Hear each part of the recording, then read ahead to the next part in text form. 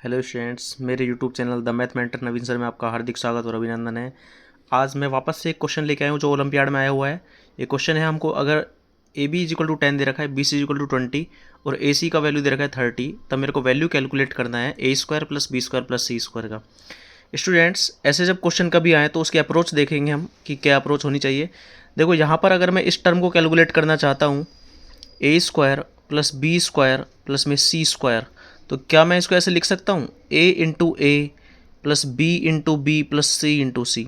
आप देखिएगा ध्यान से, बहुत अच्छा सवाल है, इंटरेस्टिंग सवाल है, बड़ा मज़ा आएगा इसमें। तो अब मैं इसको ऐसा लिखने के बाद में मैं इसको ऐसा लिख रहा हूँ, देखो, क्योंकि मैंने इसको ऐसा लिख दिया, इसका वैल्यू हमें चाहिए कैलकुलेट करना है। अब मैं इसको ऐसा लिख दे रहा हूँ, ए इंटू ए को मैं एक बार लिख रहा हूँ ऐसे कैसे, प्लस में बी इंटू बी को लिख रहा हूँ, प्लस में सी इंटू सी को लिख रहा हूँ ऐसे ही। स्टूडेंट्स, मैं इसमें मल्टीप्लाई और डिवाइड करूँगा, वो पता लगेगा क्यों करूँगा और अभी हम ऐसा क्यों कर रहे हैं, लेकिन आप ध्यान दीजिएगा। मैं इसलिए कर रहा हूँ क्योंकि आगे जो टर्म बनने वाले हैं उन सब की वैल्यू हमारे पास में होंगी, ए बी बी सी और ए सी की वैल्यू। तो देखिएगा एक बार, मैं ए बी इस टर्म में जो मैं मल्टीप्लाई करूँगा, इसमें कौन सा टर्म नहीं है, बी और सी नहीं है, तो मैं बी सी का मल्टी डिवाइड कर दूंगा इसमें, बी सी का मल्टीप्लाई बी सी का डिवाइड। इसमें बी और बी है, इसमें कौन सा नहीं है, ए सी नहीं है, तो ए सी का मल्टीप्लाई डिवाइड कर दिया।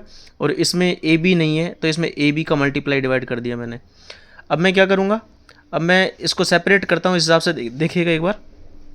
इसको मैं ए इंटू बी लिख दे रहा हूँ और ए इंटू सी लिख दे रहा हूँ और अपोन में बी इंटू सी है।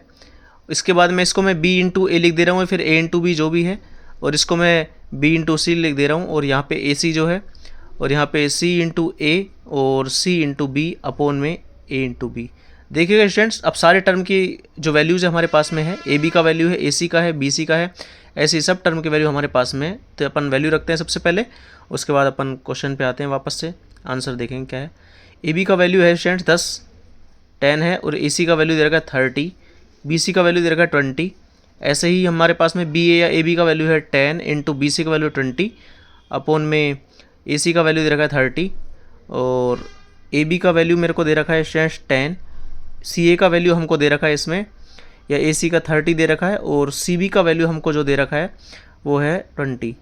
अब मैं देख ले रहा हूँ एक बार, इससे ये कैंसिल आउट हुआ 10 से 10, तो इससे भी ये कैंसिल आउट हुआ, तो बचा क्या यहाँ पे देखना एक बार, 3/2 30/2 और यहाँ से 20/3 और ऐसे ही 60/1 जो भी है। एलसीएम ले लिया हमने इसका, एलसीएम आया इसका 6, तो ये हो जाएगा 90 प्लस में 40 प्लस में 360, तो ये टोटल बनेगा हमारे पास में 490 अपोन में 6, तो फाइनली ये बन जाएगा हमारे पास में